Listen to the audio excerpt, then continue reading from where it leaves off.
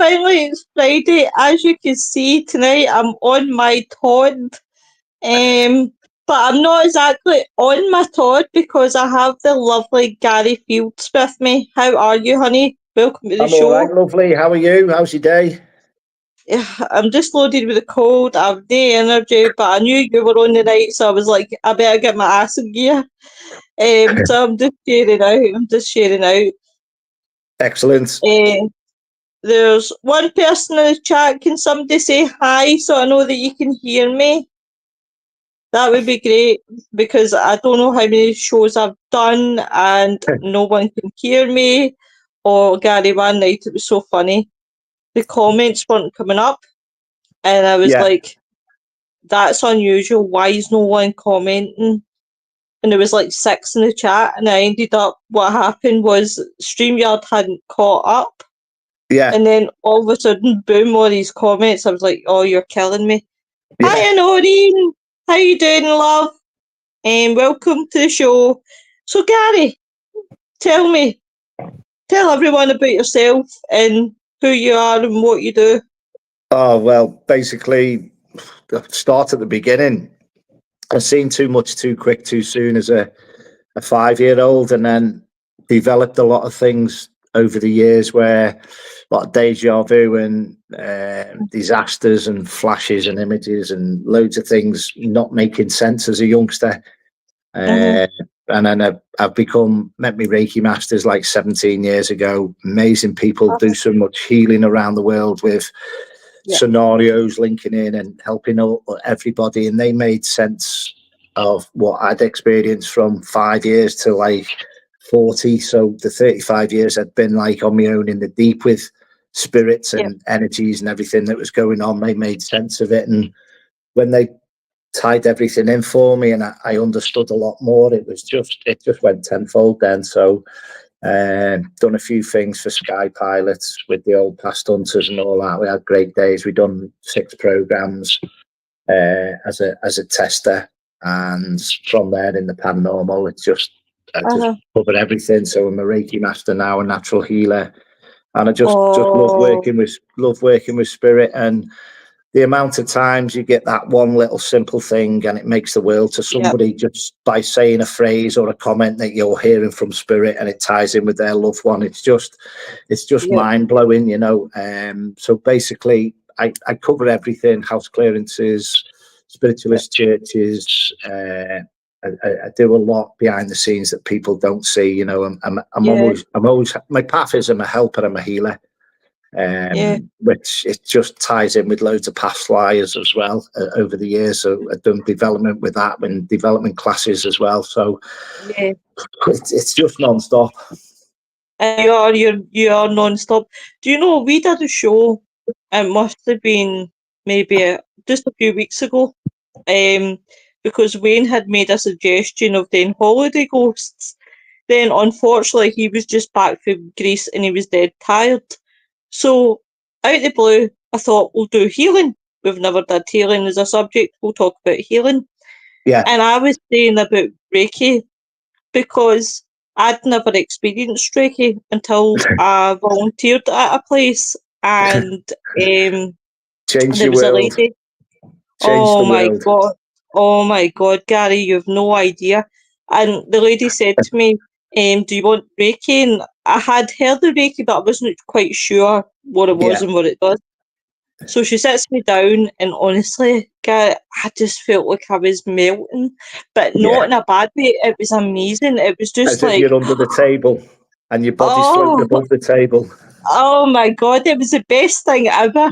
I was just literally lying there, and like my anxiety was high because like I'm starting this show volunteering. I don't know how I'm going to cope.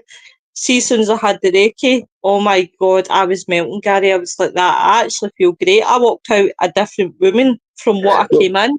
What it can also do as well, because it deals with causes and everything else like that as well, it can take a day or two to drop off everything from what you're dealing with from day one to where you're up to now in life. So again, it clears the aura, it clears the mind, it clears the body, it lines your chakras. And this is an amazing thing I'm going to say now. it's the only known thing from scientists don't know how it works. Oh my God.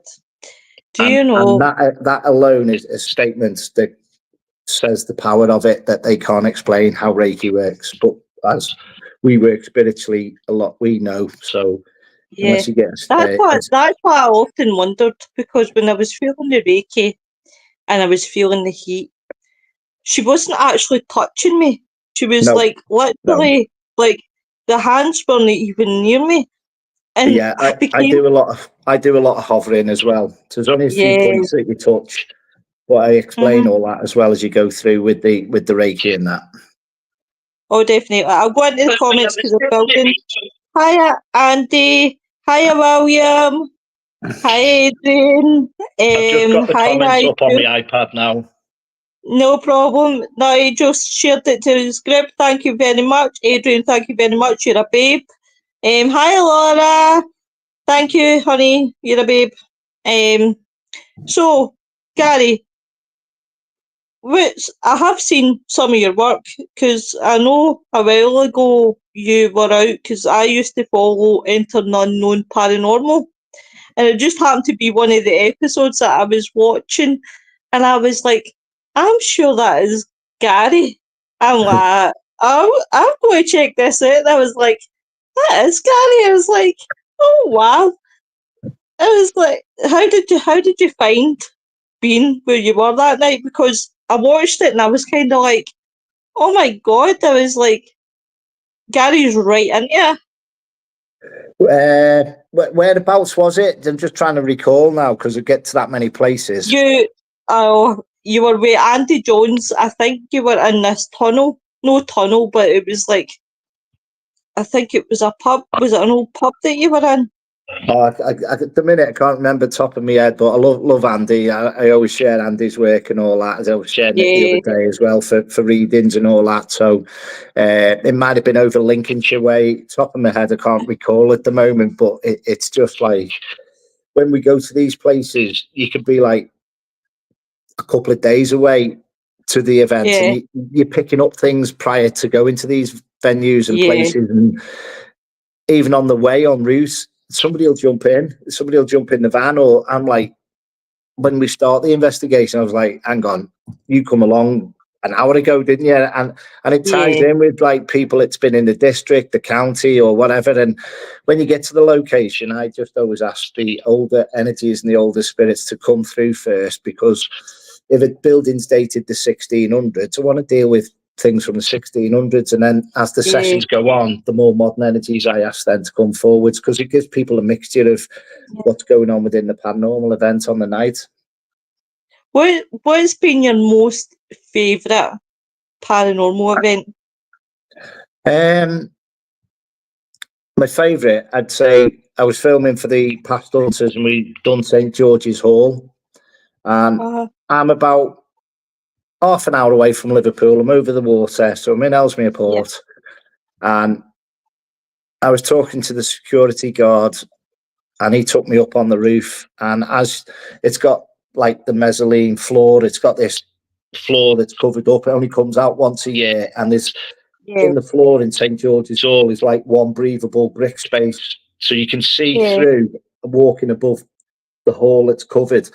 The floor that's underneath is totally unbelievable. And the security guards, you've seen nothing yet. So he took me up on the roof, and it was like, if you can imagine like Lime Street Station, you're above all the old Victorian architecture of the building. And within a minute, I was on the roof at 3:00 in the morning. So we'd done all the filming, and everyone's like, where's Gary? Where's Gary? And I was on the roof, and I'm just overlooking Liverpool, and I've got my hands, like on the Titanic, I've got my hands out wide going, wow, who sees what I'm seeing now? Who does what I'm doing now? Do you know what I mean? And the information that came through with St George's Hall, it was showing me riots back in the day, with not riots fighting, but uprest from courts and decisions that was going on through history. I could see. I was getting flashbacks, that many flashbacks in the building. It was just mind blowing. They've got courts in there. They've got cells down there as well. So we were seeing all the history dating back as well. And the amount of images, and you could sense people following you. And when we were filming and we went back on some of the information and the evidence we caught, we're all looking. And I'm saying, I can see somebody walking back and forth under the door of the prison area. And inside there was an internal door, and we didn't even see it at the time, but the internal door just opened, and we didn't see it till we watched the film and we started editing. And you're like, oh my God, didn't even pick up on that. And the door's opening and you hear change and everything. Where's that? In St. George's Hall in Liverpool. Oh, yeah. Sorry, Lynn, this is Gary. Gary, this is Lynn. Good evening. Okay. I'll quickly go into the comments. Oh, Adrian, you kill me every time you're on my show. You kill me. Well, I'll be trying to like to hide the red. Leave me alone. Noreen. Hey, Robbie. Noreen says, not far from you, Gary. I'm Bromborough Pool. Yeah, I used to play football in Bromborough Pool. I used to actually play with Dave Chandler. He's manager at Stockport County now. So I've done a lot of Northwest counties and West Cheshire football over the years. So, oh wow, 35 years of me. I can feel my knee now on a nice cold morning. Gary, I'm in the Key. You're in where? Connors Key. Connors Key. It's not far from me. A good friend of mine played for Connors Key as well. A few lads have played for Connors Key over the years, and many years back, I was asked to play in the Welsh League, and I wouldn't play for money because I'm passionate, and I had a very well-paid job at Vauxhalls, and I was earning, I don't know, £600-800 a week, so it wasn't worth getting turning overtime down that back in them days, you know. So it was all. I like to stay local at them times. Good. Good.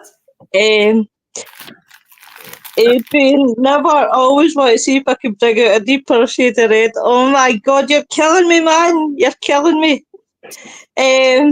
Honestly, I can feel me going red, and I'm not even saying just this second literally got in from work. Oh, Literally. So, Gary, so how did you find out that you had gifts? Like, what sparked it for you? I think emotionally, when you've lost a family member, I think sometimes you can be transitioned into spiritually. You like, I lost my nan, and that must have been about 1998, and I always felt a really strong presence of I'm not alone. Do you know what I mean? Yeah. And I went through a spell where it was like just sitting in bed, and I know there's more to things. And I seen in Ellesmere Port, I seen Paul McKenna many years ago at a show, and I'm like, there's something about that. I'm not a hypnotist, and I'm going, there's something about that. There's something about that. I can get how he's working. I can get what it is. And I'd come home one night, and I just picked the mirror up off the hall. And I know it sounds bizarre, but I just took it in the bedroom, and I'm looking at the mirror and I'm going, what is it about the mirror? I know there's something in the link and the connection with the mirror. What is it about the mirror? And nothing happened, nothing prevailed. And then the next thing, a day or two later, I was just about to nod off in bed, and I was looking at the bottom of the bed, and I seen the bed just concaved. And I was like, that's you, Nan, isn't it? So I feel that the more that spirits give you, they will give you more that you can deal with. So I'm not searching, but I know sometimes in the path of my journey. So I seen Paul McKenna maybe 1994, 1995, and I'm going, there's something about that. And then I'm ending up doing trance, and I can channel spirits through people now. So that was the link. And over the last 10 years, I've been working with that more, channeling and trancing spirits. So back in 1994, I'm going, what's that about? What's that about? I know there's a link. I know there's a connection, but I don't know what's going on. So you develop over the years. So 20 years later, it ties in. It makes sense. So it's all the deja vu of there's something about that. It ties in. I don't know what it's about. So you ask questions, and then they give you little snippets. A day or two later, I seen the bed concave, and I went, "That's you, Nan, isn't it?" And it just went ice cold in the bedroom, and it was just like, wow, all the hair standing on the end, and I was just like, little things like that. Like, again, when you mention past lives, so many things tie in with past lives, but tying into this path as well. And it's not about giving the futurist stuff to people and putting too much out there. You've got to sit back sometimes and let the things unfold, which is the hardest and the frustrating things. Do you know what I've got to say? Know the outcome. Mm-hmm. Yeah. Do you know what? I've got to 100% agree with you there, Gary. Do you know what? I do agree with that statement. The best thing is just sitting back, taking that step back. Where I used to be quite more forward, I've learned now. I like yourself, right? Yeah. My nan passed away last year. She passed away 4 days after Christmas Eve, and that's changed me. Did she have a problem with the cooking pot exploding? No. Right. I'm just seeing like a pressure pot pop in, and someone's tapping as well with my hand. Do you know that's probably her because she taps a lot, and I feel like tapping now, and I don't even know why. It's bizarre. That's what she's doing. That's what's happening now. So that's it's around the connection, the link, and that's how you start. You're just opening up. Yeah. Oh, sorry. No, you're fine. So, like, when my grandpa passed, a lot's changed in me. So it's that kind of way where I have taken a little step back, and as you say, you let these things in life just unfold. We've got a question. Yeah, Adrian says, Gary, what is the most emotional experience you've had as a medium? Hey, Kate. Hey, thanks. It's like I've had experiences on paranormal nights, which is beyond explanation, where we've got to the bottom of a scenario, a story. I can enter a building at 6 o'clock at night, and we get to the finalisation of the clues and the answers, what we was picking up on the start of the night. And when the people work out what it's about, it's just mind-blowing and jaw-dropping. But to see, I've had development classes here, and I actually channeled a spirit through of a family member through the lady I was doing a reading for. And she said, Gary, I can't remember any of that. I said, it's all right, darling. I recorded it for you. And she said, Gary, I don't know who that family member is. The next day she inboxed me, said, I've been on to friends, family and loved ones. And everything that you said is that person. So even though she didn't know this descendant of a family member, it tied in. And it was just mind-blowing. But if I hadn't recorded that channeling of the spirit that was coming through on a one-to-one, I knew what was going to happen. But it's like, okay, with permission. And it's like, but to tie in something for that, I'd say, I think I've had rooms in tears. I've had, it's just like a scenario when I started off on the early days. I was in a local pub. I don't try and do local events, but I was in a local pub, and I was on stage and I was giving a message out, and this fella was sniggering at the back playing dominoes, totally not part of the night, just in another, by the corner of the end of the room, just playing dominoes. And it was a social club. So I walked up to him and I gave him a message off his uncle, and within a minute he was crying. And somebody come up to me at the interval and said, do you know that's one of the hardest people I've ever met in my life, and you've had that man in tears? Oh my God, Gary. Do you know what? I used to be quite in a positive way. Sorry, in a positive way. That was my spirit guide going, he's a non-believer. He's sniggering and laughing at the situation of you're all here. I'll put him in his place. It wasn't Gary. It was the team giving me the evidence to go, bring this gentleman down a little bit and show him a little bit of what we're about and what we believe in. And it just went bang, bang, bang. And he went, oh my word. And the room just went, it was just so silent at the end as well. It was just like people coming up to me, and it's just mind blowing sometimes, the evidence they give you. Gary, do you ever get in a situation like you just said about that chap then, right? So Like, and there's always one there, isn't there? There's always one that's going to snigger and having a pop and laughing at you with the mates. Really, they want to know. They really want to know. And I done a charity event for the, if you see me share it, they took all the fire engines and the old ambulances over to Gambia to show them how to be firefighters. We raised about £960 about May or June time. So they're going over to Gambia now. So they're taking all this equipment over there.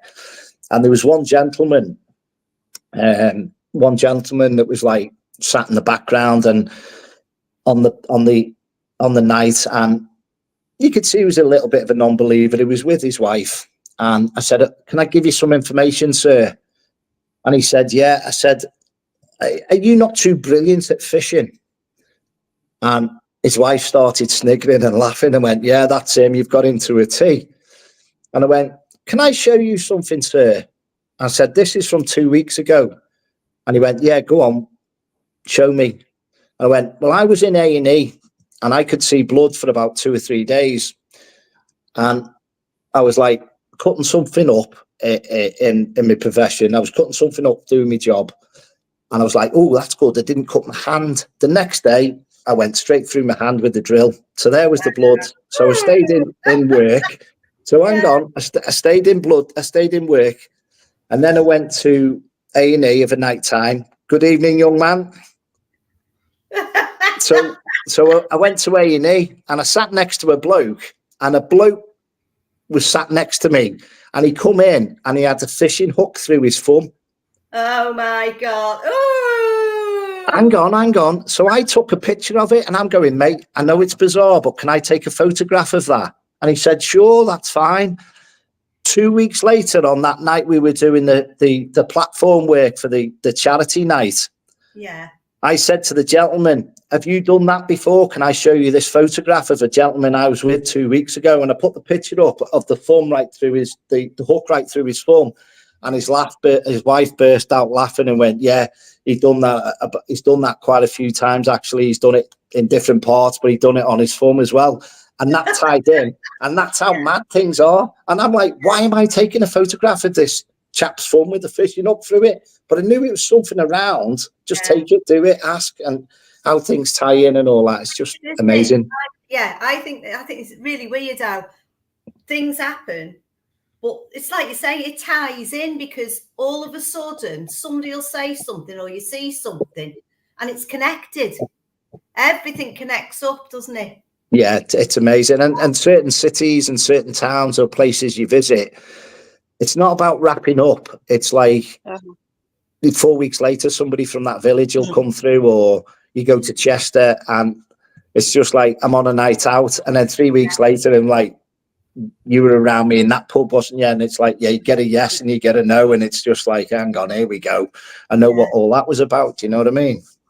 Yeah. Hi, Nick. How you guys doing? Sorry, guys. I had to go into the background there because I was starting to cough. Good to see you again, Gary. It's been a very long time since the last time we've spoken. Good evening, young man. How's things? Been very busy for the most part.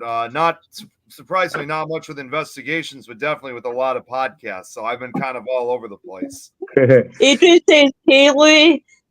Kate says, pickle Nick. And Adrian says, hopefully not. The sensitive parts didn't get hooked. Hey, Sam. So, yeah, definitely. So, do you guys get any questions for Gary? Not yet. I mean, I just got on a second ago, which Lois, I don't know if you saw what just happened. Like once I got on, I accidentally clicked on the zoom in, so it just had me on camera for a second. tell the truth. You just wanted people to go, there's Nicky. Beat me down, Scotty. Oh, yes. So where was the first place that you actually went and investigated after all of this started to prick your conscience and starting to realise there was things going on? What was the first step that you took? I think it was more places that say I was with somebody and we're in a village and you're drawn to places, I've got to go in that churchyard and there's something, I need to go down that path. And as you're walking around like Bromborough Pool and all that, if you go to Port Sunlight Village, been there, good, isn't it? I'm seeing things back in the day. So I'm seeing things from the Second World War. I'm seeing that building over there has been bombed out on the corner and it's been rebuilt. And I'm seeing the flashes. So again, you're just naturally doing stuff where you just draw, the places get drawn to you as well. Yeah. I thought Sunlight was amazing, to be honest with you. Yeah, it's really good. Yeah. You know, I think Newsham Park was one of the first places as well that really kicked off, and you just thought, hang on, this has got legs, it's going places, and you know, let's keep this building going. And I think a lot of it started where we wanted to put money back into the venues and help supporting places, old mills. And then what I found hard though, we've kept places going and taking teams there, and then with a year or two, say they've got lottery funding, and then we're not doing any paranormal nights now, and you're thinking, hang on. Yeah, I understand that, because it does happen a lot, that, doesn't it? It does, you know. So which is, it's fair. You know, it's their building, it's down to them, but it's like play the game, you know what I mean? And to be honest, we get invited back to that many places, and I've had that many funny stories. As you say, you're all laid back, and I've done an investigation in the middle of Yorkshire and couldn't stay in the car park overnight. The chap said, no, the gates aren't going to be open till the next day till 12, so you can't get out till after 12. Said, oh, I've got to go by 9. He said, stay in the overflow car park round the corner. And I was on the embankment, I was brushing my teeth, and the next minute I'm virtually pushed down the embankment. I'm in the river, I'm on all fours. I'm absolutely caked in it. And I was like, I knew that was going to happen, but I didn't know what it was. And I just went down a steep embankment. I was like, and I looked up, and at the top of the bridge on a Sunday morning, about 9 o'clock, 10 o'clock, no word of a lie, tractor went past, bus went past, coach went past, you name it, any high vehicle that could have gone past. See me on all fours in this river. I was just like,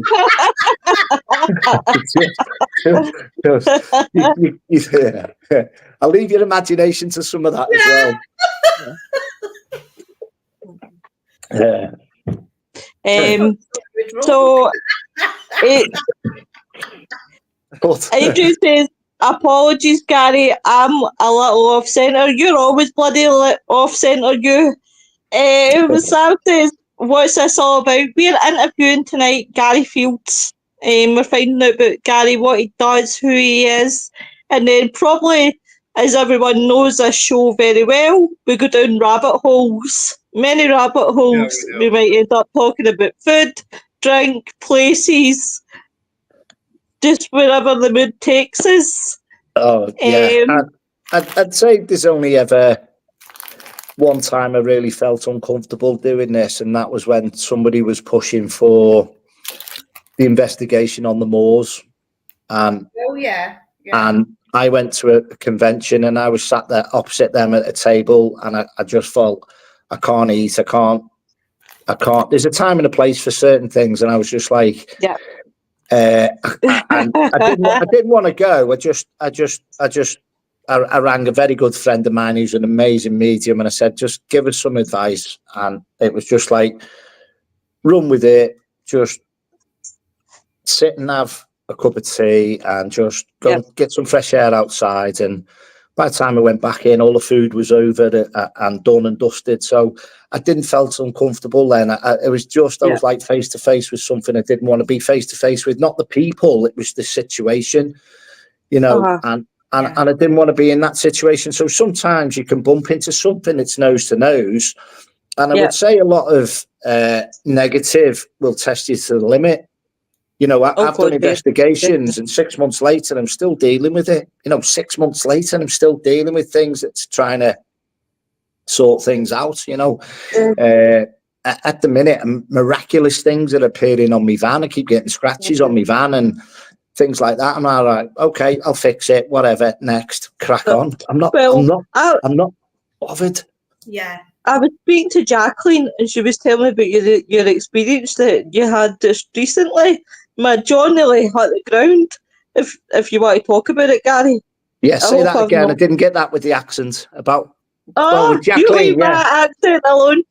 The Yeah. experience that you had with Jacqueline recently.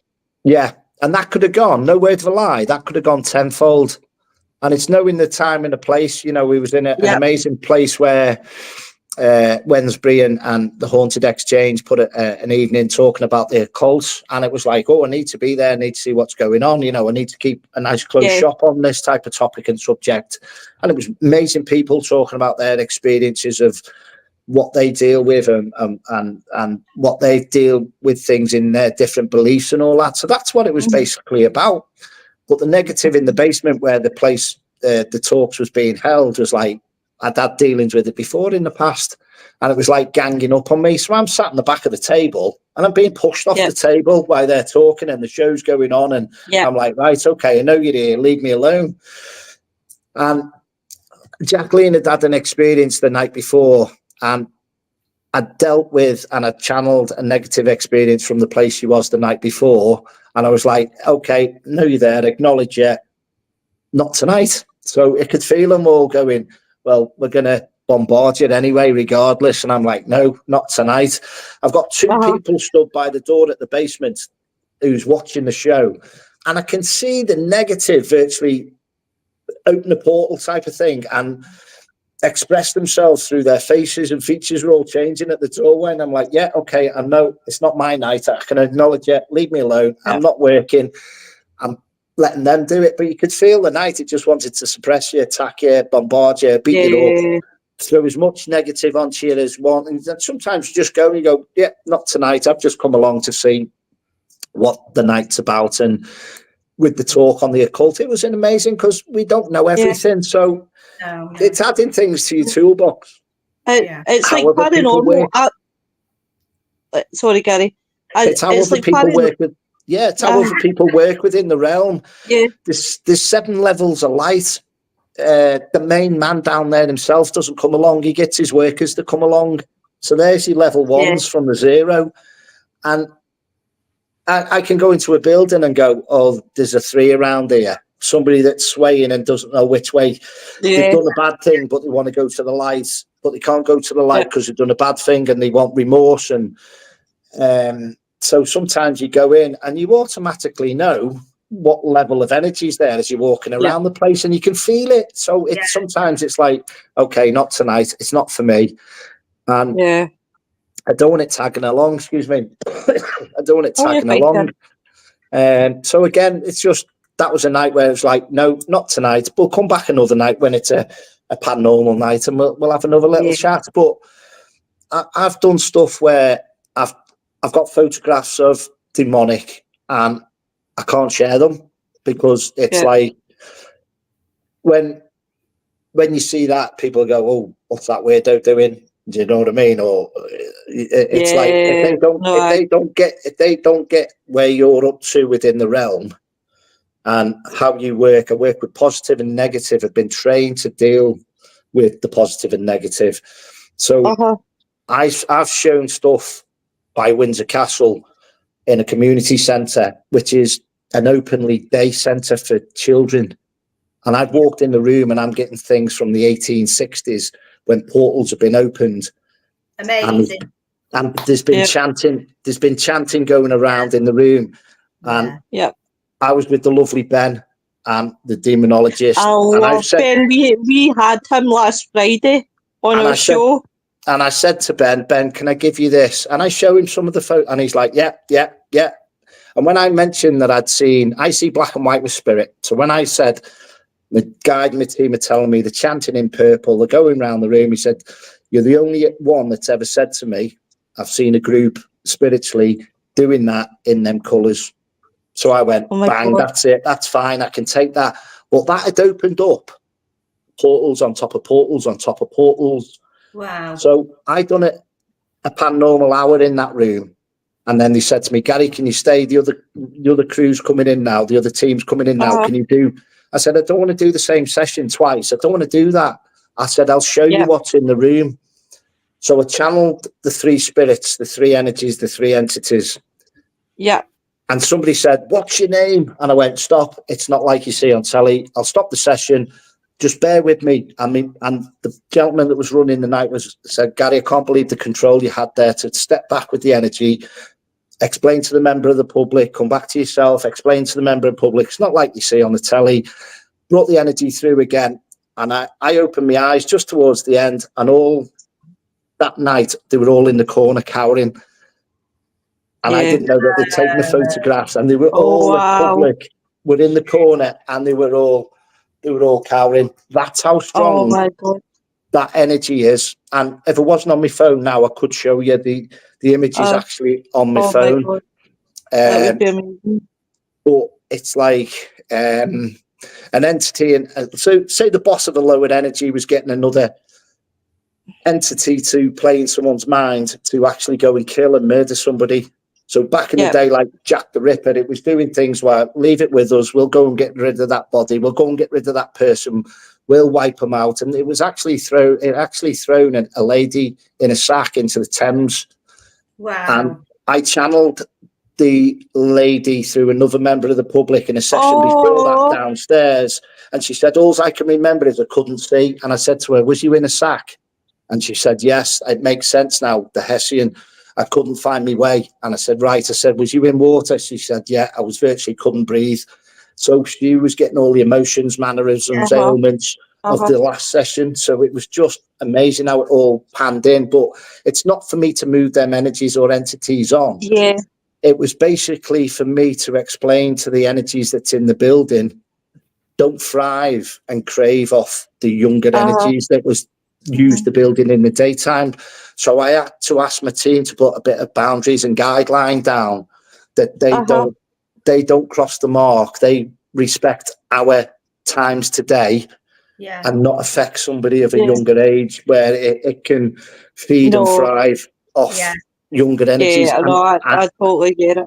But traveling 600-mile round trip, that's why I was there to sort the balance out. Again, a lot of it is to sort the balance out. I'll just quickly go into comments. Adrian says, "At least I admit it. Shut up, you." Hey, Linda. Linda says, "Hi, Nick." Adrian says, "Somebody wants into the van." Yes, I'll quite happily put you into that van. Linda has got two questions, so I've got to put the two questions together. How many years of feeling spirits did it take to be able to say this is 3 and so on? And Gary, have you channeled Jack the Ripper? Basically, no. But a great question. I've seen myself when I've watched Sherlock Holmes, and around the period of that times, I can see myself on the corner with a coat on and hooded up and head down watching. So a lot of the time I can see myself in them times. My friend worked at the Dorchester head doorman, and I've walked around Whitechapel and all that, and Baker Street and everywhere like that. And I can see and step back in time with visions. It's just tenfold. But I see myself around that period. I've not had the full answer for that. And then I'll get dreams, and then things will tie in. Next time I go to London, I walked around London and I was just like, wow, I've got to go to the Tower of London. Couldn't get there at Christmas. So this was about half term in October. Couldn't get there at Christmas. It was £400 return from Chester. When in February half term, it was about £60 from Crewe, which is an hour away. So I went there, stayed at my mates, and I give a coin to a little urchin girl on the door, and I was told, flick a coin out when you get to the entrance of the Tower of London. I'd done Reiki 3 nights later. Little girl come through. "Thank you for that, Gary. It fed me brothers and sisters for a week, that coin." Oh my God. Wow. Mind blowing. Do you know, Gary, I'm sitting here, usually I'm dead talkative, but I'm sitting here, apart from being loaded with the call, but I'm sitting here and I'm listening to you and I'm fascinated by you. I'm absolutely fascinated by you. Had I known that you were into crime. I don't want to run away with myself with things. It's like I'm not on a soapbox. It's driven by spirit. Everything's driven by spirit. So I'm getting more excited explaining all this because it's driven by them, and they're going, "Tell them about that. Tell them about that. Tell them about that." It's not me. I feel like I'm the town crier at the minute.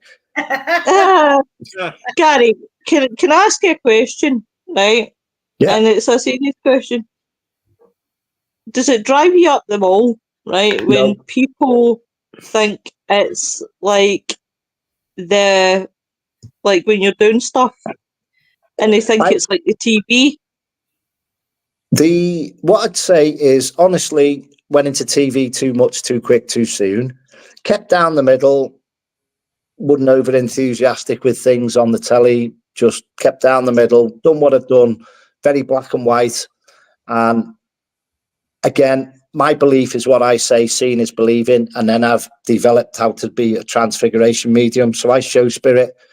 I went to Stanley Palace the other week, and I was with Andy and I was with Russ and all that. And I was with the owner, and the owner's like, "Oh, different energy in here tonight." And I said, "Yeah, there's somebody waiting for me." He said, "Oh, I don't like the feel of that." And I explained the person. He went, "Oh my God, I've had that experience once before where I felt very uncomfortable." I said, "Well, I'm not here to scare you. That energy wants to be the most dominant energy from the night on the investigation." He said, "I'm always sensing the little boys and girls around." And I said, "Yeah, that's the happy, playful times. But this energy is trying to say, you're the owner, but I'm the boss. I lived here 200 years ago or 300 years ago." So he still thinks he's the boss and he's in his house. So I had to explain that if the balance, no, he's living today. You've had your time. And I was with Ben's wife as well. And the energy actually channeled through. We went up a session and I didn't start the session. We just went into the room in the last session, and that male energy just stepped right into one of the members of the public and came through and gave us all the information we was talking about. Yeah. I kept the energy there for about 50 minutes. Yeah. And then I got the energy to step back then. I said to the lady, "How long do you think that was?" She said, 2 or 3 minutes. I said, You've been with that energy for 55 minutes. And all the room were laughing. But the stories and the information and what it boils down to, he was actually the exchequer of Chester. And I said to him, now I always take a pad. So I walked up to him, the lady in spirit with the channel with the mail, and I said, "Here's the pad." I said, "Here's your ledger." I said, "That's the green one." I said, "But you've got the red one, but you don't want me to tell them about the red one." And I held the pad out like that, and the lady channeling the mail snatched the pad off me and put it behind the back. Oh, wow. And what it was about, they were cooking the books back in them days. Yeah, of course they were. Oh, wow. Oh, so wow. This is what I'm saying about you come back. So done that investigation on a Saturday night, and I'm still analysing that the next day. So I'm going, wow, how did all that tie in? So he was cooking the books, but he didn't want to be found out. So everything we're trying to explain and information coming through, and it's like, that's what it was all about. You can't tell the story of back in the day that I was cooking the books. Do you know what? There's probably a lot of secrets back in the day that, but when you are doing it, I can imagine. Like, I've done development classes. I did development classes with Barry John. Yeah, love Barry. Amazing chap. Do you know, he calls me a creep because I'll say, "Good morning, handsome," and he's like that, "You're a creep," and I'm like, "Thanks very much." But yeah, I used to love doing his development classes, and there is a lot of. Sorry, Gary, on you go, love. Oh, mind blowing! It's like I finished work on 3 o'clock on a Friday, and I'd arranged to finish at 12, and then it came about that I had to oversee, as an assessor, I had to oversee an exam, and I couldn't get away till 3 o'clock anyway. So there was me early dark gone. But it wasn't that. I was going to Stirling. Yep. So I left Ellesmere Port. I got to Stirling 7:10.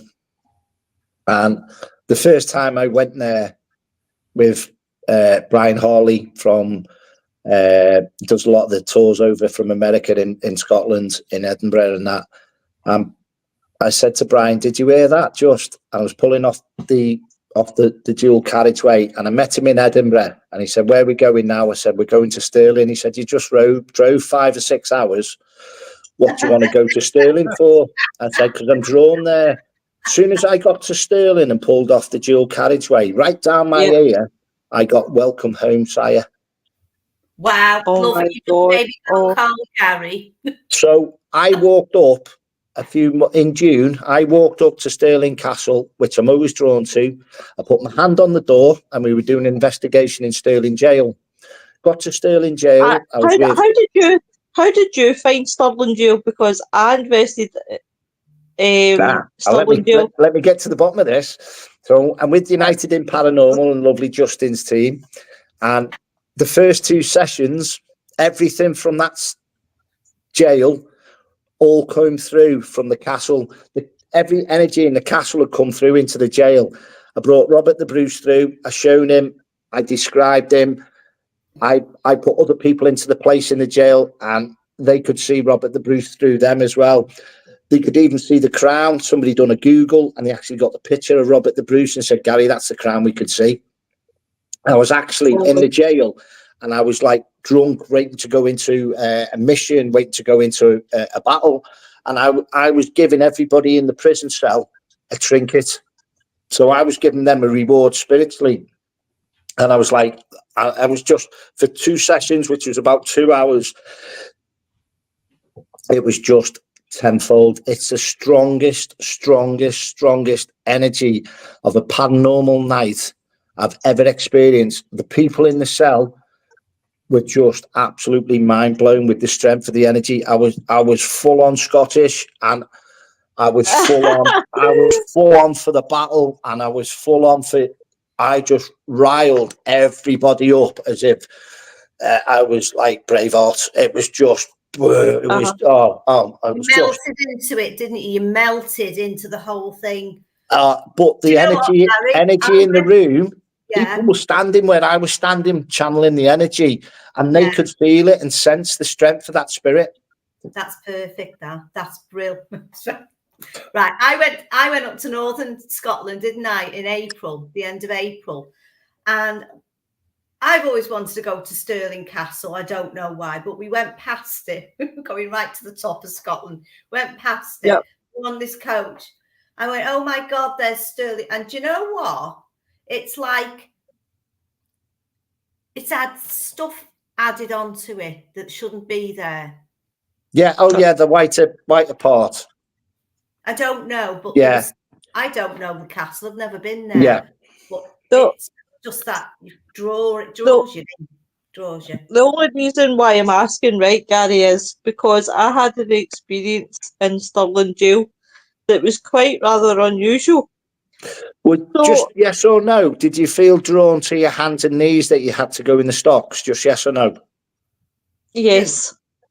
Exactly the same thing happened to me there. That is fucking weird that you said that there. I was onto it. I felt, right, I don't know if you've had the same feeling, Gary, right?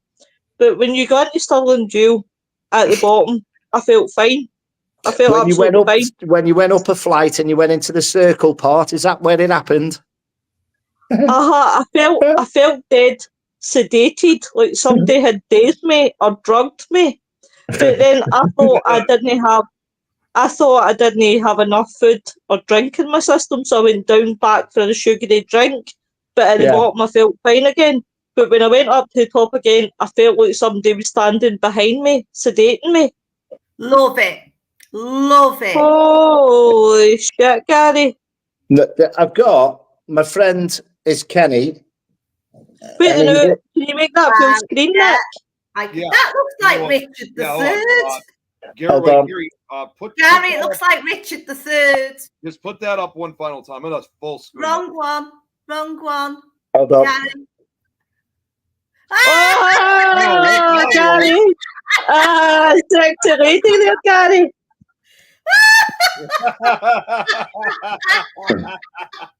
There we go. Wow. Check that out. That's actually me. Oh, yeah, hold on. Wow. Oh, wow. Oh, wow. This is actually Transfiguration in the daytime on a live feed like this now. You ready? Yeah. Oh, wait, wait. Here we go. Wow. I can see that. Yep. I'm explaining in the RAF base where the Churchill done the dam busters in Lincolnshire. I'm explaining somebody firing a gun in the Bluebell pub and there's backfire outside, and that the people screenshotted that like we're talking now, and they could see that happening in the day. There you go. Oh my God, holy God. Do you know what? Holy I love that. Absolutely love it. As I was going to say about Kenny, he's doing a book. He had a exorcism done on him about 12 years ago, and he went to Lincoln Cathedral or church or whatever to get that done. So he's been in the lower energy, and he's come right up through to the white light now. He's been doing a book for the last 10 years, and I'm in quite a lot of chapters now with Kenny's book. It's not been released, but people are trying to suppress the white light and suppress all the good intentions that we're all doing will not like this book, because it shows the people the power of the white light out there and the entities and energies. This is in the daytime as well. Oh, wait, hang on. Oh, Wow. And it's not disfiguration. That's that it's absolutely the stuff in Kenny's book. His page is Hidden Activity. So anyone that's into the paranormal, go and check Hidden Activity. It is virtually a private group, but I'm sure Kenny will let people in. This is actually Drakelow Tunnels, and that is actually the shapeshifter coming out the white light, coming out the doorway. Love it. I can see the legs. Yeah, you can. And I'm actually, if you look at me standing on the other side, you can see the elements of the shapeshifter showing itself as a dog, like a Rottweiler. Yeah. Oh, see that? See that? Right, guys, I'm going to quickly go into comments. Linda says, Gary, have you been interviewed by Emma Manshouse or Greg Baker? Greg Backen, yeah. Can you repeat that for me? Nick, can you tag Greg? She says, I remember having a dream of being a young girl in Egypt, and my father was taught me his work, accountant. I glanced at some work and called them in balance that I saw at the time. Girls were not taught maths. Hi, Cal. And Noreen says, is that Kenny saw Gary? Yeah, 2 seconds. Oh, wow. He's actually in my team. He's like a little leprechaun and puts a lot of positivity into places when I was doing the house clearance.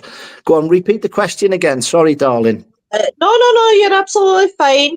Noreen said, is that Kenny saw Gary? Yes, Kenny. Yeah. That's actually a photograph of your aura. Yeah, I know the auras. Brilliant. Oh, wow. So Brilliant. I actually done an experiment with Reiki. Yeah. Sorry, do you hear that then? I've done an experiment with Reiki, and then I've done a Reiki treatment on myself, and it come out totally blue from that the yellowy orange 45 minutes later. Oh, wow. Amazing. I definitely love Reiki. Absolutely do love Reiki. Like I would have my own built-in Reiki person if I could. Yeah.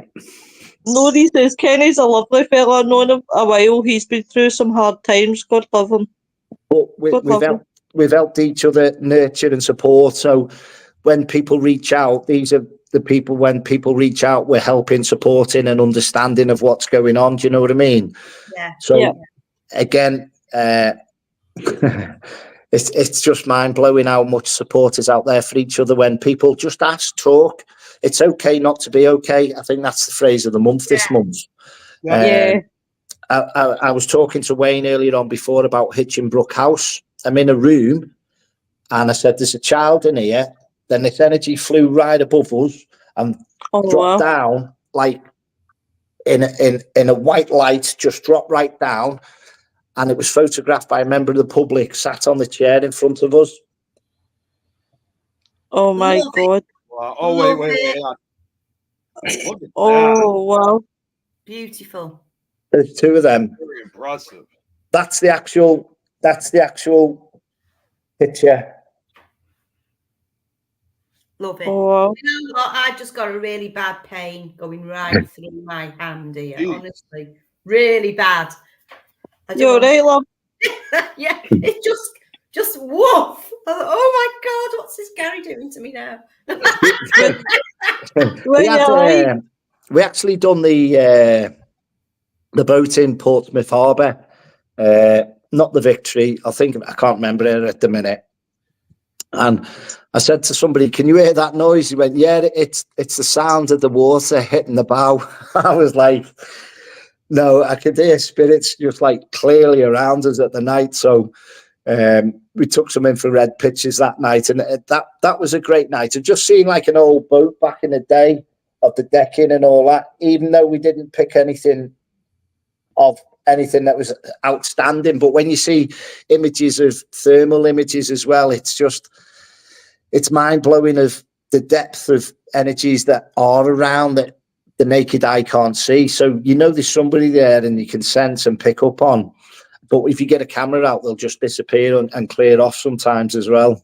That ship wasn't the Isabella, was it? No, it's oh God, I think I've got the brochure down there.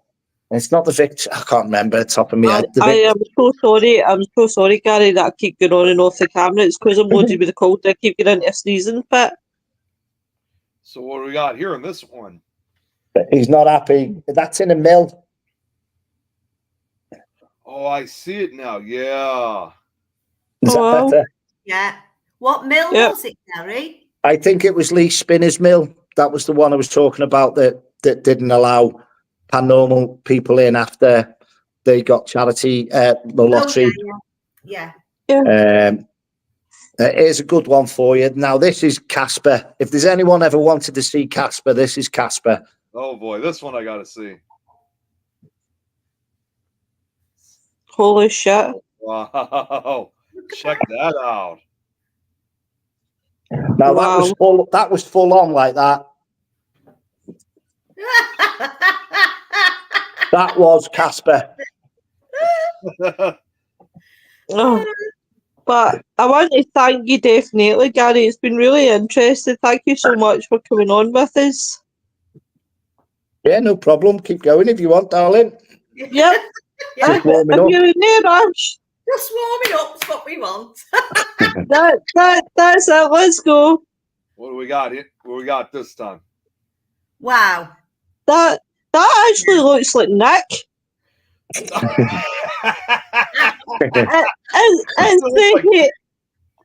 It's the hair. That's what I seen with Nick there with the hand. Now, I'm going to spoil the moment now for all the viewers. I do apologise. This is me as a youngster with me nan. But when I'm around and I go places, this is the people that mediums describe my nan to me as. So I know it's me nan when they describe this person. So I know this is me nan. So there's little Gazza. Oh, wow. Look at that. But she's always in a pinny. Oh, bless. I live about maybe 600-700 yards away from where that photograph was taken. So you've kept in the same. Yeah. You're welcome. And my mum and dad met each other at the Civic Hall in Ellesmere Port. Yeah. And when I do my readings, I've got a cloth from there, a felt cloth, which was part of the curtains. And the Beatles played that night in 1963. And for my table, when I do my readings, that came from the Civic Hall as well. And I only went over and said, "Have you got some material like felt for me crystal ball?" And there was Colin Fry was on that night. Yeah. And somebody said, "I've got something better than that." And I couldn't cut it up. So I actually used that as well. But everything ties in. I'm 500 yards away from where my mum and dad met each other. I think that's good, that, because you're keeping it tight, you're keeping it real, and you're keeping it alive. Yeah. Yeah, brilliant. Next week. Oh, Biggle Tom. Biggle Tom. Biggle Tom. Can I explain this? Can I explain this one more picture, and I'll come off the pictures? Yeah. I've done a house clearance in Mold, which my Reiki masters live quite close to in North Wales. They live quite close to Plasteg. Plasteg. They live quite close to Plasteg. They used to be the tour guides for Plasteg. Yeah. And I'd done a house clearance there. Met my Reiki masters there. There's no kids in the house. There's only the male and the female that own the property in there. And they'd had blood coming through the walls and everything. So I was describing things in the past. And I said, there's an old hall here. And I can see people celebrating. In the room came off the printer. Yeah. You ready? Go long or go wide on that. Nick, can you put that up, love, please? Yeah, just go large on that, Nick. There we go. See him dancing? Yeah. Yeah. Right, I've got something to show you about that, Gary. That came off the printer in the room we was at. Brilliant. Yeah, got it straight away. Straight away. Watch this. Go on. This is the first time I ever went there. Yeah. 2002 was the first time. And this picture, I was the youngest, smallest one there. There was no kids there. I blacked this man's face out because he doesn't know I've got the photograph. But what captured was... Here, I'll zoom in on that one. Can you see the little boy coming through the wall? Oh, yeah. I can see it clearly. Yeah. Wow.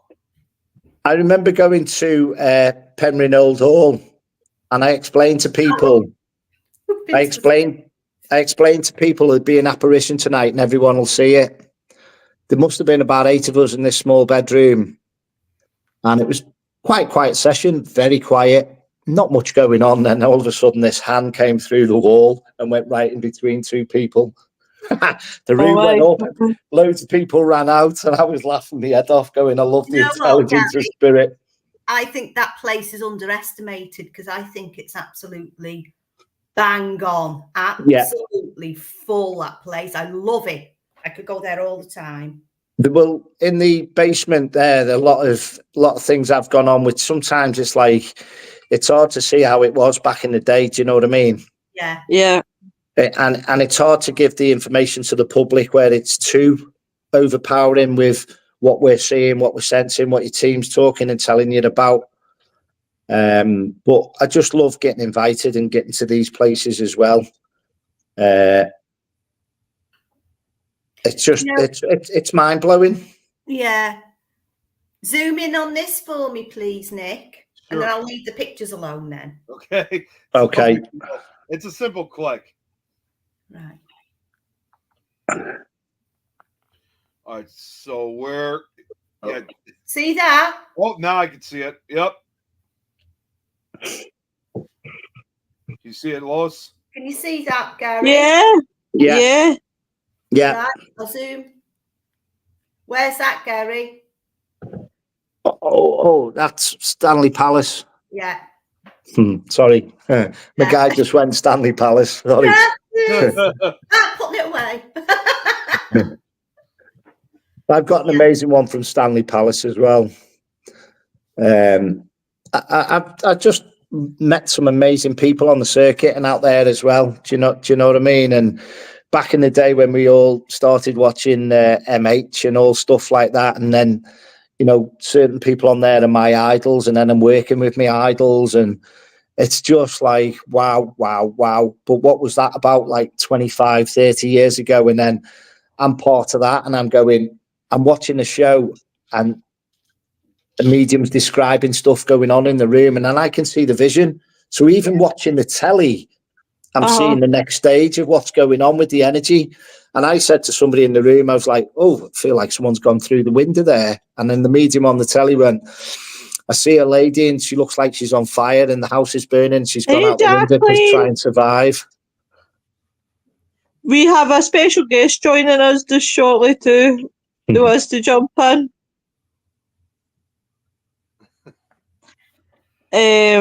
But yeah, the good thing is, I suppose, Gary, is It must be the downside. I think the downside of mediumship must be watching somebody's face crumble.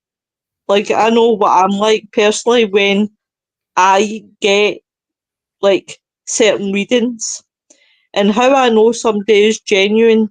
And there's only ever been two that I can honestly say in my lifetime has came really, really close.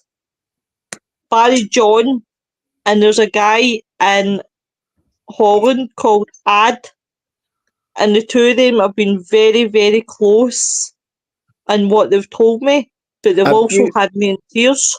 Have you knocked yourself out at some point years ago by a door or ran into something? Yeah. They're showing me that now. Yeah. I was having an argument, and I bashed my head, and I didn't tell anyone. This is my gran probably coming back to lecture me. I didn't tell anyone I had done it because I was so stubborn, and then I wasn't feeling well. Also, as well, with grandma's mannerisms, she's going like something with a tooth. Like, yeah, that's what she's doing now. Yeah. See, told you so.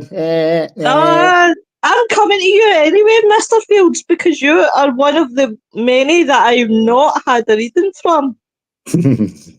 So I'm coming to haunt you. What I do is I love word of mouth. I don't push. I don't promote anything, and I'll sort it. And I'm a big believer in if it's meant to be, it's meant to be. So I'll sort it out. I've got no problem with that. But I don't just promote myself because, like healing, when I've been trained by my Reiki masters, who they've retired now, I charge 1 pence for my healing. 1 pence? Wow. 1 pence. And that's the exchange to whatever somebody's comfortable with. So I'm no one to put a price on healing, but there's got to be an exchange. So I set it at the minimum. So if someone's comfortable and they're okay 1 month and they give me a £5, that's fine. I don't put a price on it. And that's the correct way to do Reiki. It's not a production line. Yeah. Do you know what? I've never ever thought of that way. That's pretty mental. 1 pence. Wow.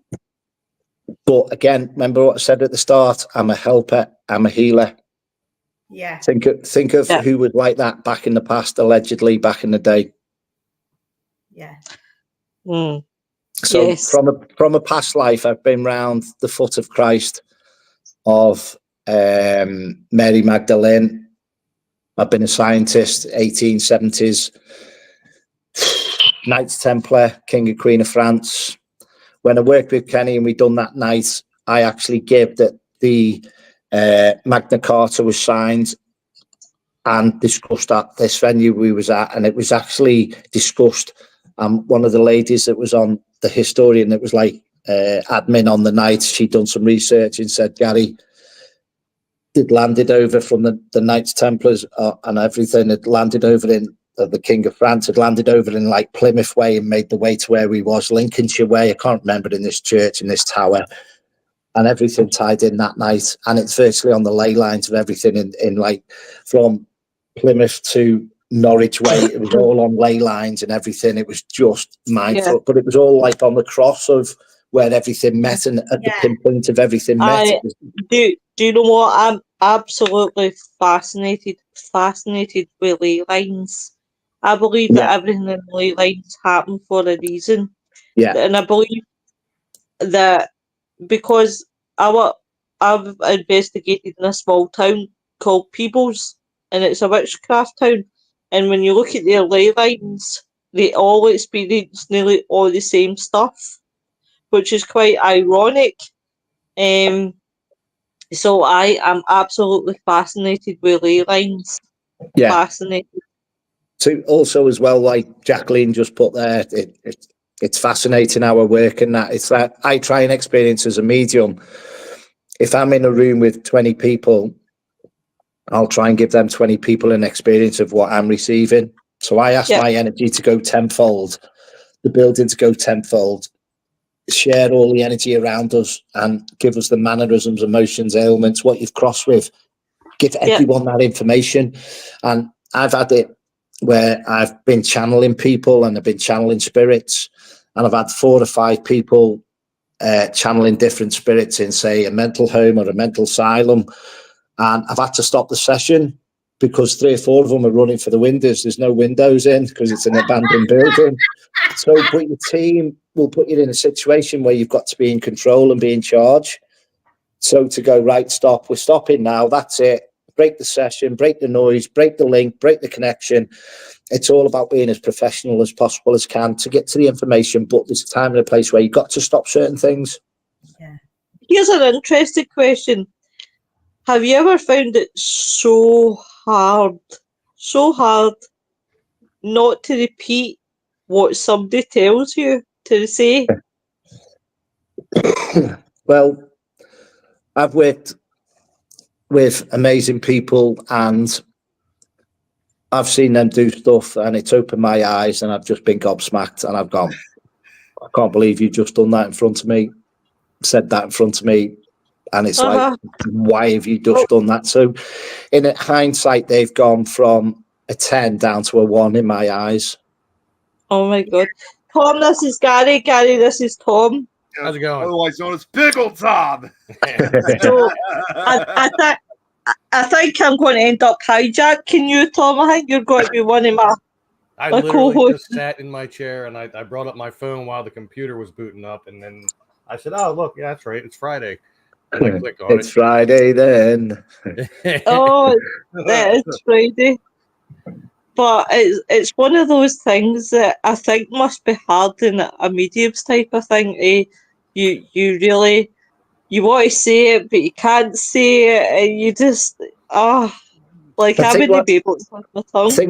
I think what else happens is as well, if you go around the spirit, that they can test you and put a spin on things themselves, so you don't get to the bottom of things. So back in the early days, Judge Jeffries will come through as 7 or 8 different people in the judge's chair.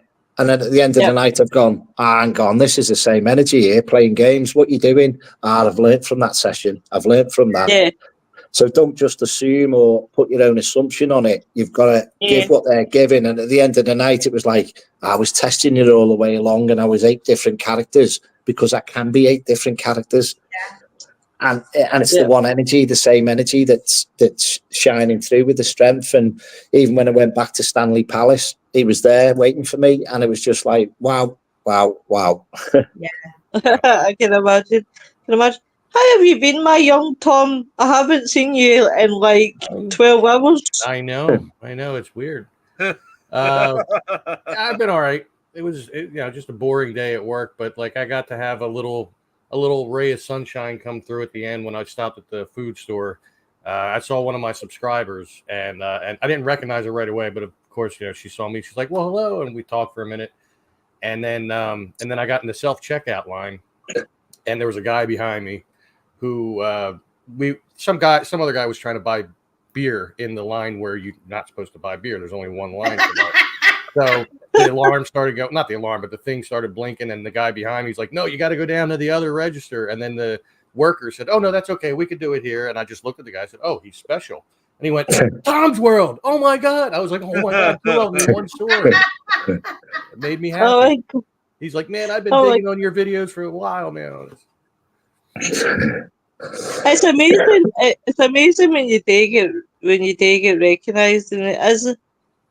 Guys, you've got to admit, see when we do podcasts or like you do mediumship or you do whatever, and people recognise you, it kind of gives you that sense of you're doing something right. And see when I've got like some of the viewers messaging me, I love it because it's like I get a sense of I must be doing something right if they're messaging me to see how my day is or what am I up to or blah, whatever.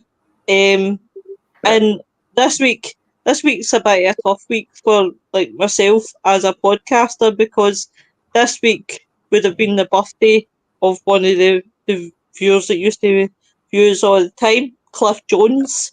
So when you do lose one of your own, it's quite one of the hard setback.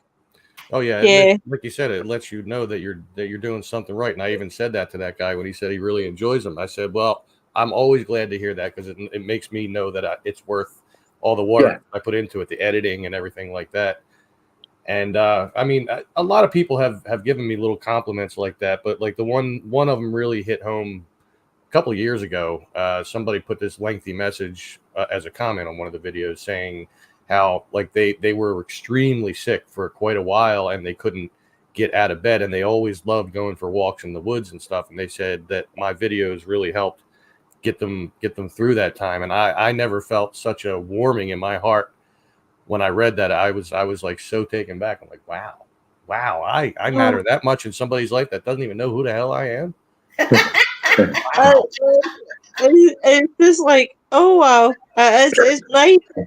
I mean, Gary, have you ever had that experience where you've had somebody come up to you and say thank you very much for that reading, or thank you? Yeah, I think I'd say Drakelow Tunnels, for instance, it's not open now, and when I'd done Raw Paranormal, I'd done it for a good 10 years, and what I was doing, my insight was for people that couldn't afford to go to venues, somebody that can't go out the house, or an older, frailer person would just watch the live YouTube programs on Raw Paranormal, was just to do the Garry Fields Raw Paranormal and bring them into outside that can't get to the places and bring them in.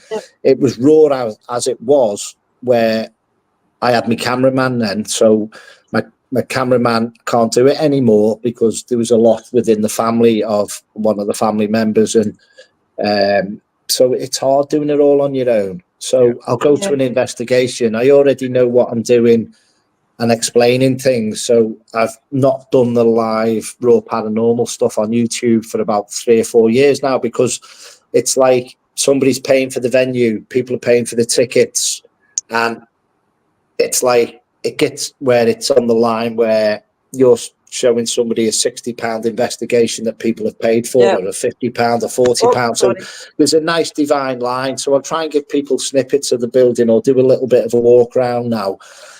There's so much things I can do where, like in Drakelow, and you'll go down a tunnel and you're like, oh, there's Gary. And so people in the paranormal world will see you walking past a corridor or something, and they're on a different team or whatever. And you all know everybody as well. So loads of things ties in, and I'm in about 10 or 11 books that Tasha Brown's done. And I'm in about 5 or 6 of them 11 books. And I dealt with a very demonic energy about 8 years ago, and somebody seen the dark side of that. But that was a dark dealing of a lower energy. But now that person's read the other 11 books and understands the whole white light that we work in as a medium. So at some point you're going to come across the darker light. So, but when you have like a demonic.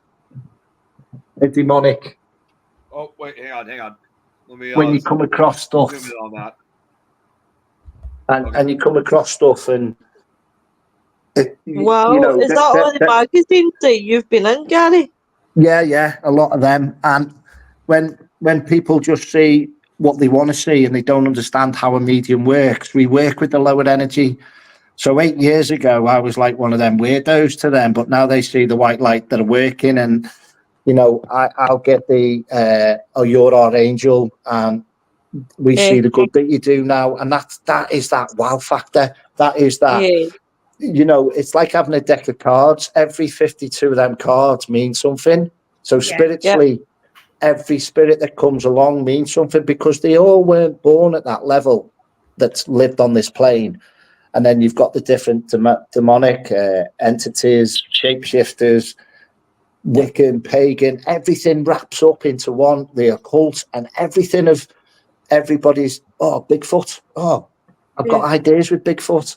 Let me go and do the show in Alaska. I'll go and do stuff. I can explain so much stuff that people haven't got answers for, that putting paranormal programs out there and chasing this and chasing that. And my guide will just talk to me and go, bang, that's that, bang, that's this. That's how they work. If anybody, I would recommend, change my life. I don't read books. I'm dyslexic. So, Gary, I've read 3 books in my life. 2 of them were footballers, and the other one was Celestine Prophecy. I've read that. And if you don't mention anything now, don't give this away. When you read the last chapter, everything around energy makes sense of how I can explain things about the universe works. So go and read Celestine Prophecy. Don't watch the film. The film's about a 2 out of 10. The book, 10 out of 10. Yeah. Uh-huh. So would you relate to that then? With the book? One. Oh, sorry. Yeah. You yeah. sleeping? Because it takes you on a journey. It Yeah. takes you on a journey. And But then understanding yeah. what everything's about. Do you know what I Yeah. mean? Yeah. It changed my life. Reiki changed my life. Yeah. Yeah. Imagine. It was a journey when you go through the book. And you can't get out the book. You're just I couldn't put it down. It drags you in, doesn't it? Another thing that drags you in. Nick, you've been awful quiet. I'm going to now picking you. Speak to me. Speak to me about something, anything. I don't care. Did you straighten your hair the day? Did you go and play frisbee golf? What did you do? Come on, Nick. That's the quietest Nick's been in 3 or 4 years. I can attest to that. Well, I got to be honest. I mean, I haven't really said much because I've actually been kind of intrigued in what you've been talking about, Gary. It's really fascinating. So, I still just can't think of any questions. I think it's just going to be more comments than questions. Honestly, that's all I can really say. It's just been really fascinating. No, but it is. It's because I kept him up last night because we done one show where Tom had me flat out. By the time that I finished and I left Tom, I sat. Do you know what? For anybody who didn't watch the show last night, I had Tom as a guest. So Tom brings out yes, that thing there. Right. So Tom brings that out. So after the show was done and gone, I thought, right, I've got an hour and 45 minutes to supernatural talk. So I'm lying there watching the reels. First reel that came up, and I was like, holy fuck, I was like, I need to tag Lynn and Tom in this. And it was 2 chickens that were dancing. And I was like, oh my God. Seriously? I still need to tag them in. And it was the fact that I was singing Old MacDonald Had a Farm, because I had used to. I had Rainway's Haunted Doll and I had Joey's Pig. So, and then the time that I was finished that, I went to Supernatural Talk. And I misjudged how long it would be. I thought, oh, it's going to be an hour and I'll be done. And then 3 o'clock, what was it? 3 o'clock, we finished. I see that bloody Tom. 3 o'clock this morning, we finished. And I spoke to Nick for a bit. And then I fell in my bed. And it took me a wee bit to get wound down because I was that wound up. And it was like, oh my God. And then the time I woke up this morning, I was like, oh, you're killing me, Tom and Nick. When I saw you last night too, Tom, when you were on Joe's show, and you had Arnold Schwarzenegger's face on. That's right, I did. I had it on. Oh, Gary, what's that you're showing us? Go on to that, Nick.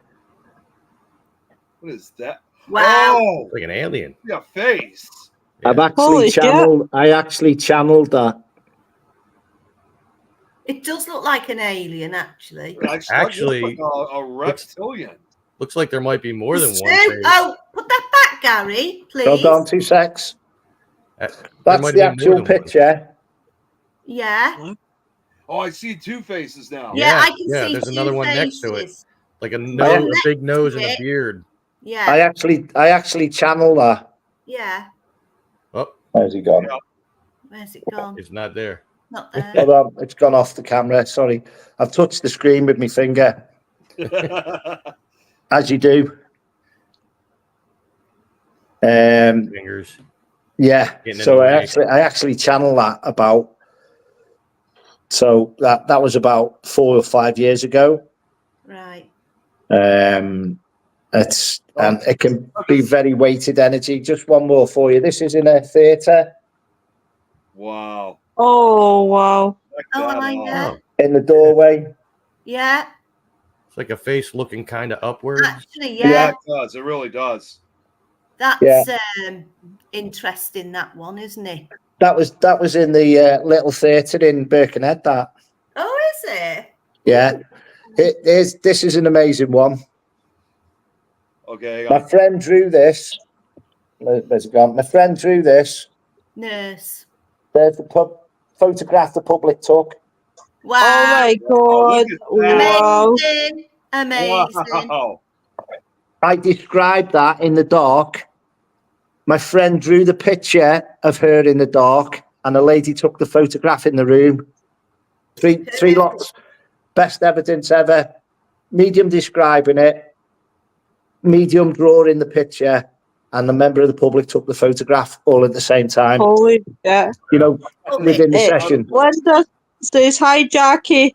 What was the book title? Gary, what was the book title that you mentioned earlier on?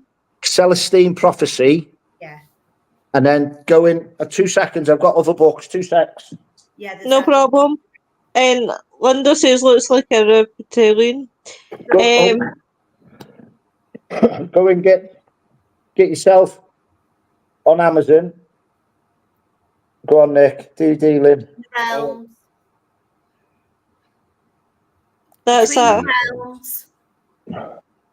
Between Tasha realms. Brown. Between realms. There's different stories. Yeah. their books like 1 to 6. I Uh-huh. never left. I love the title. I love the title. I know. So a very good friend of mine, they've got the other 6 of them. So we've got the 11 between us. But Oh, Tash is amazing. But Tasha will come along on an investigation and she'll remember everything. And I'm like, I can't believe that. Do you know what I mean? It's just how somebody can recall everything that's talked and spoke about, and then they're putting it into a book. You're like, wow. Yeah. She's got a photographic memory, hasn't she? Yeah. definitely. There's a couple more I've channeled. And the second picture I'm going to show you is Stanley Palace. Oh, the ceiling. Holy shit. Yeah. That's Whoa. me. Wow. Gary, That's been on Paranormal Lockdown. That was in Mill Street Barracks. Looks like a I'm hologram. going there next month. And that was Stanley Palace as well. Professional photographer took that. Oh my Yeah. God. Talked to me. I turned round and the spirit stayed there. Fabulous. Holy shit. So I'm talking with the spirit, channeling it. Someone's called me name. I've turned round and it's just stayed there. Amazing. And there's your Judge Jeffries I've channeled. Let me see. Can you get a bit closer, yeah. Nick, lovely, please? We're making him work tonight. Yeah. But Oh, yes. 2 secs. that's pretty mental. Yeah. The picture of me is that really aged. I'm trying to get it in. There you go. So you can actually see him with the starts coming through on the. There's his old house as well, Nick. This is in Speak in Liverpool. That's Judge Jeffries' old house. See, and there is another reason why when we talked last night about why I would like to go to like England and stuff like that, there are things that are far older there than we will have here anywhere. And people would just eat that up on my channel. They would love it. New editions of This Is Tom's World. And this is the daddy of them all.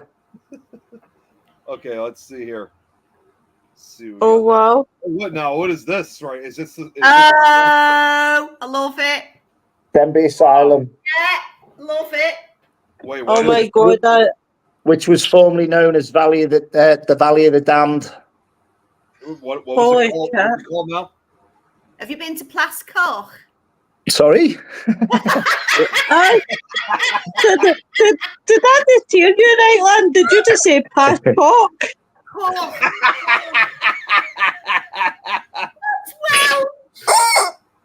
It's not past the watershed, Lynn. I think it was because she seen too much of Tom's cock last night. She's just It is another little famous one for you as well. I'm in Margam Castle in South Wales, and with a very good friend who picks up on stuff as well before it happens. And he said, "Where are we going today?" So, say it's Saturday morning. I said, "Right, we've got to go Winchester Cathedral." And he's like, "What?" And I said, "No, it's Winchester Great Hall." I went to Winchester Great Hall from South Wales, which is about a 3-hour drive. I walked in there, and the Knights round tables in there, and I said, "Oh, I sat there in that second segment next to the King Arthur or King or whatever." And as soon as I walked in there, I got Neil. I'm in the middle of a museum. I'm kneeling on my knees, and everyone's looking at me. I'm doing what spirits are telling me to do. Yeah. And my mate said, "You've just been knighted for you've died in battle. You've not received your rewards. Your rewards will come in another life or this life or whatever time period." And it just all blows your mind away. Do you know what I mean? So I've drove 3 hours to kneel on my knees. Everyone look at me as a weirdo. And I'm doing what spirits are telling me. You know what I mean? What did you Yeah, I think can of imagine. Alice? Because Of what, sorry? Margam. Do you know what? I've never been there, and it's on my tick list. It's on my Well, bucket list. I was with Kelly Ellis, and we was up in the top room, end of the session, 2:00 in the morning. And you can imagine all the equipment's dying by now. And the only thing I had left on me was a laser grid. And I said, I've shone the laser grid down the bottom of this room from the back room. And I said, there's a chap just arriving on his horse. He's coming through. He's walking up the building. He's very angry and agitated. You could hear him banging on his boots and everything back in the period. And I said to the spirit right then, draw all the laser grid onto you where you are in your energy. And then you see the laser grid just draw right in. You can see a full manifestation of the laser grid as this male, and it just filled the room up. And all the laser grid just pulled itself onto it. And everyone was just mesmerized, because it was like, it was just one of them wow moments. And like, no one was recording. No one had any cameras left. Nobody had any. Everything was virtually dead at the end of the night, but they'll do that for you as well. Do you know what I mean? Yeah. Yeah. Oh yeah. I can totally agree. Linda says Winchester Mystery House is 20 minutes away from me. Where's that? Winchester. Yeah. Yeah. Winchester Mystery House in California. Yeah, I love. Well, it was the capital of England, wasn't it, Winchester? Yeah. Before London. I was going to say, wasn't Winchester the previous capital? Yeah, yeah. We have some places here around the Philadelphia area that are named after things from over there. Like we have, it's a bad area of Philadelphia, but it's called Kensington. Oh yeah. So nice. The town, the suburb that my mom lives in is called Croydon. Oh. So, I mean, we have a couple there is, do you know what? There is a lot of places in America, Tom, that are quite related to UK names. Like, you guys have, it's in Canada. There's a place called Hamilton.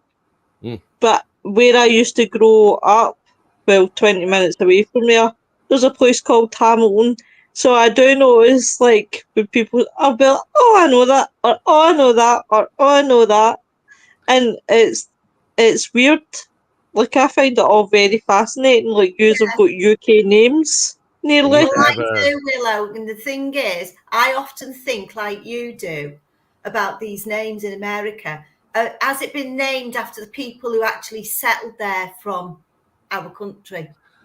Well, Croydon was actually named after some guy that came from there. I forget what his name is off the top of my head, but he sailed here, and then he sailed from the seas into the Delaware River, and from the Delaware River into what we call Neshaminy Creek, and he was in search of a new home in the new land. And when he went up Neshaminy Creek, he came across this land that he thought, you know what, it's the highest part of this area. I'm going to make my mansion right here. And he named it Croydon Manor. And then a few miles down the road, when they made the new town, it's like a vacation town, they decided to call it Croydon. Amazing. I'll tell you why I'm so glad that Adrian's still here. Adrian asked me to go and speak. Well, I said to Adrian I would go and speak to somebody, right? So I went and spoke to them, and they just happened to ask where Adrian was from. And somehow, right, Adrian could back me up 100%. Somehow, I got it in my head he was from Hamilton. And I said, oh, he's from Hamilton. And it turned out he wasn't from there. He was born there, but he never ever told me that. And I was like, oh, what the... But off the top of my head, I just said Hamilton. I was like, I'm sure it's Hamilton for some reason. Just when that came into my head there.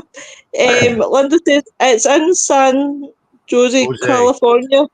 San Jose. San Jose. See, that's why I love when something helps me. He says, I was born there, never lived there. That's famous for the Winchester Rifle Estate. And you've came back to terrorise me. I have allies in my army here. Oh, don't Tom, because every time he comes in, my face goes red and I can feel it. Oh my God, my face is going red now. Anyway, I'm as red as your chicken.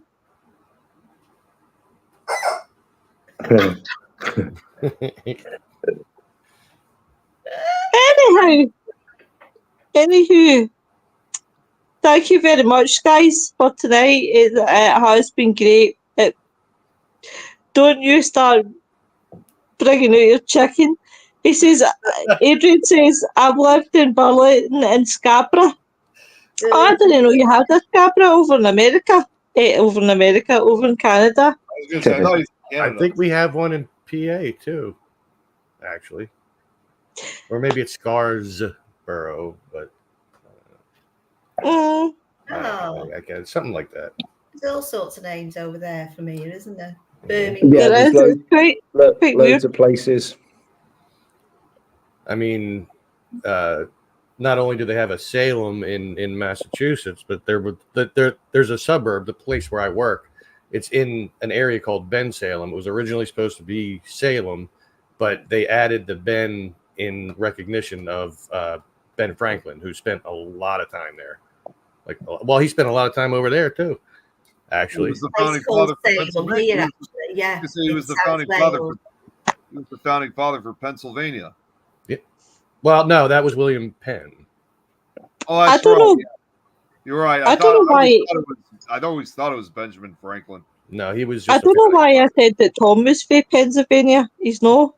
It's Philadelphia. I told somebody that. Pennsylvania.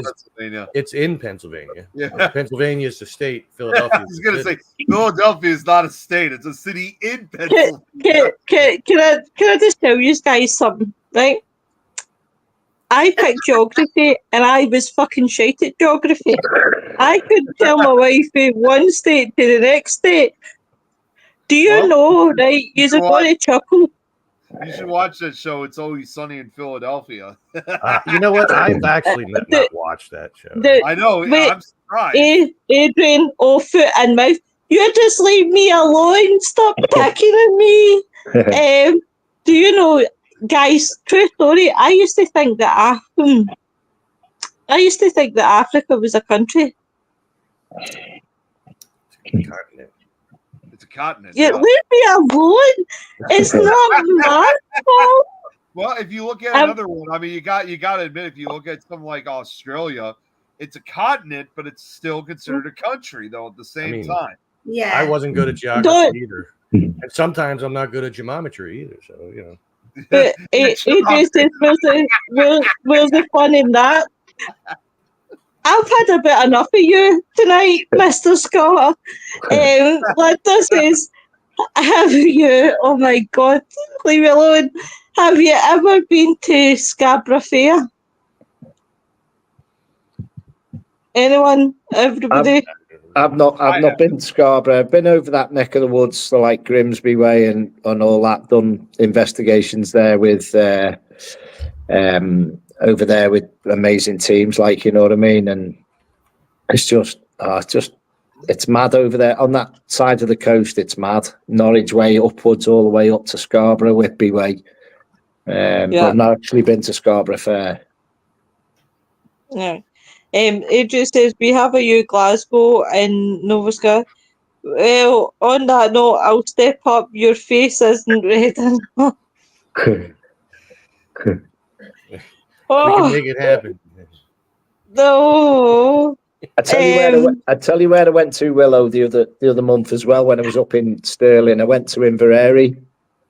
Inverary. Yeah, and I'd done the jail there as well. And there was people waiting for me there as well before I got there, and that was mad as well. Oh, when are you coming back up to Scotland? It will be definitely, I think, next summer. Summer holidays, 5 or 6 weeks. I'll be getting more than 4 days holiday next summer. I know that.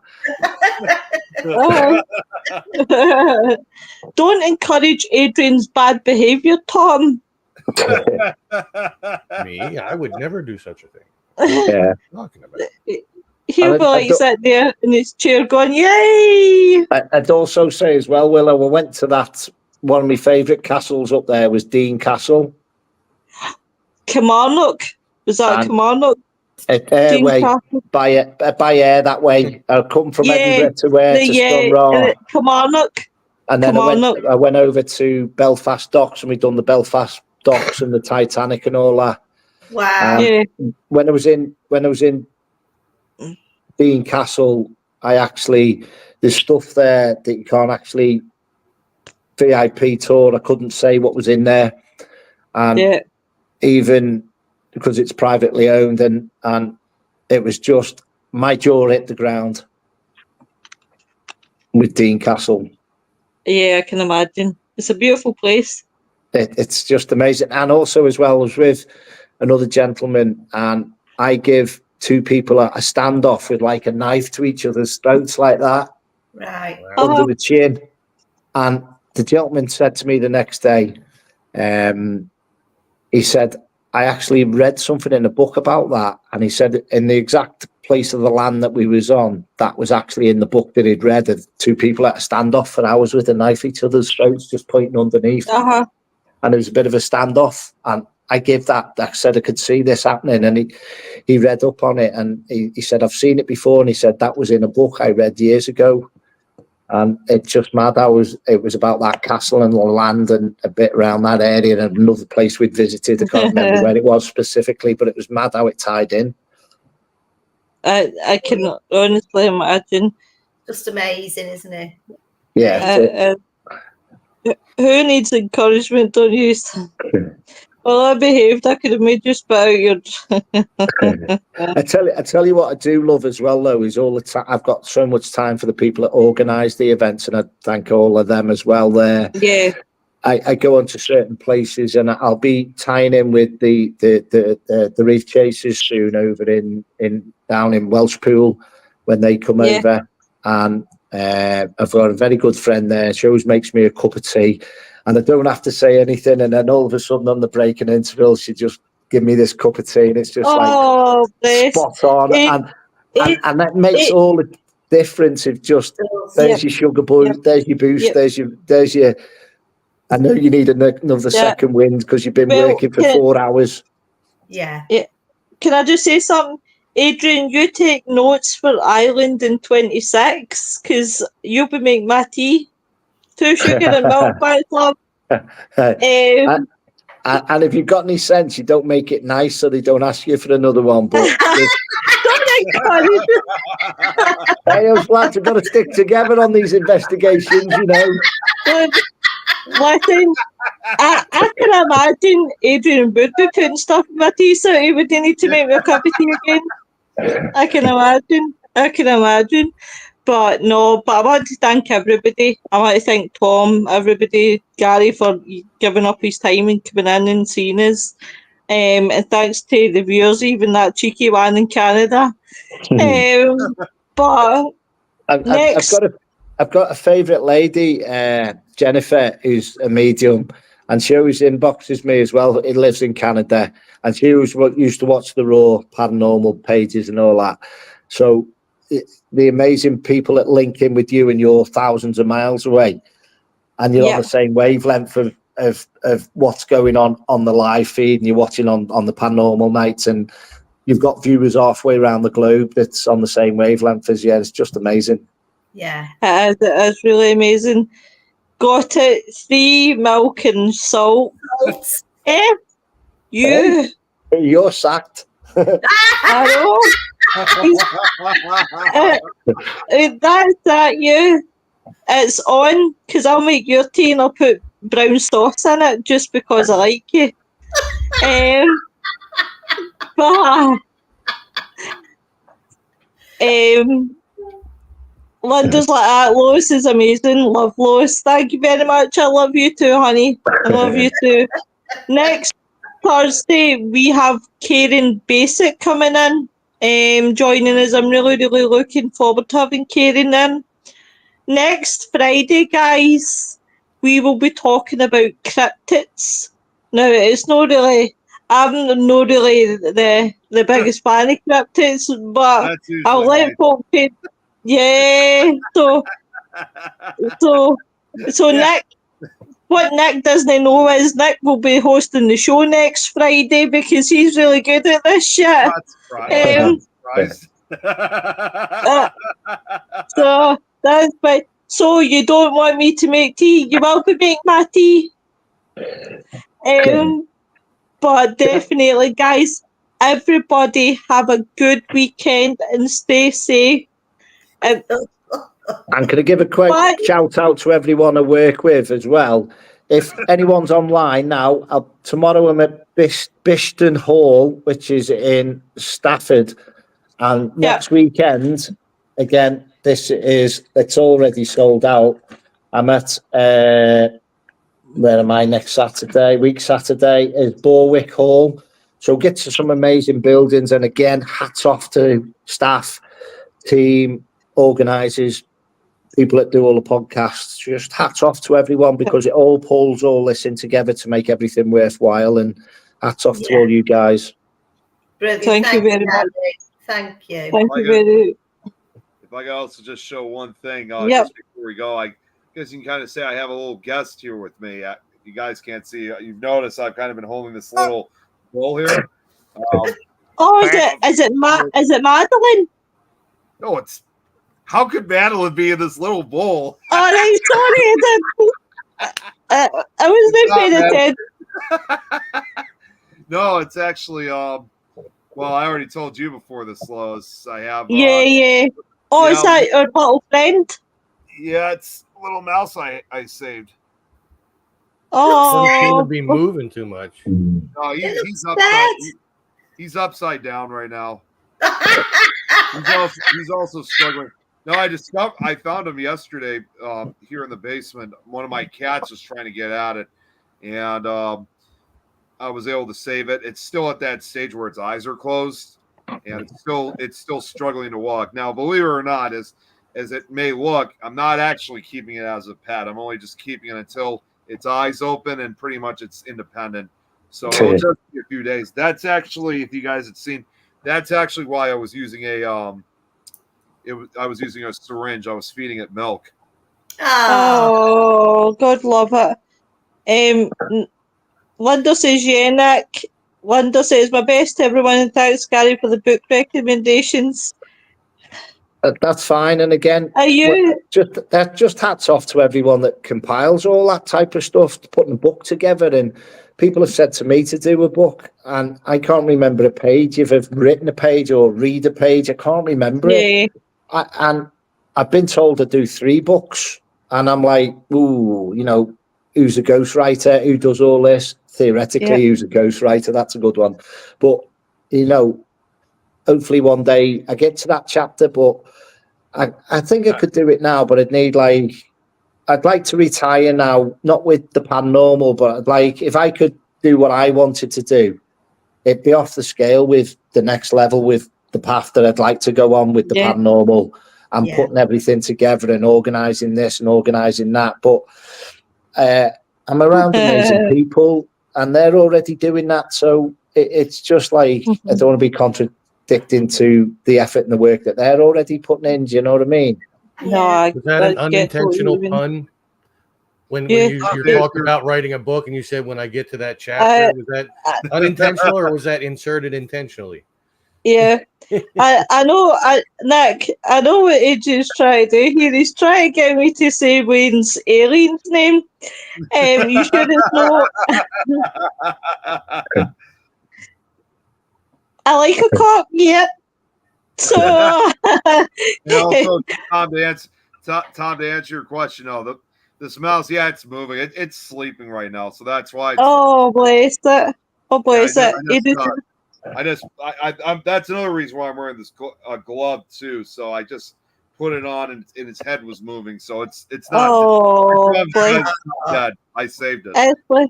You can't help it. Say the name low, laughing my ass off. I am going to kick you in the shins. Just you wait. Linda says, I hear you don't have anything. Don't have it. Remember anything if you do automatic writing. The glove wasn't like, you trying to be Michael Jackson or anything. So. And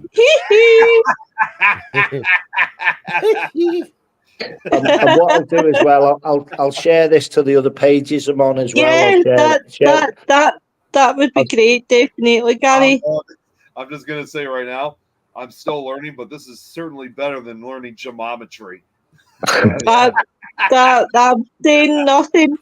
On that note, guys, we will have to go. Take care, everyone. See you later, everyone.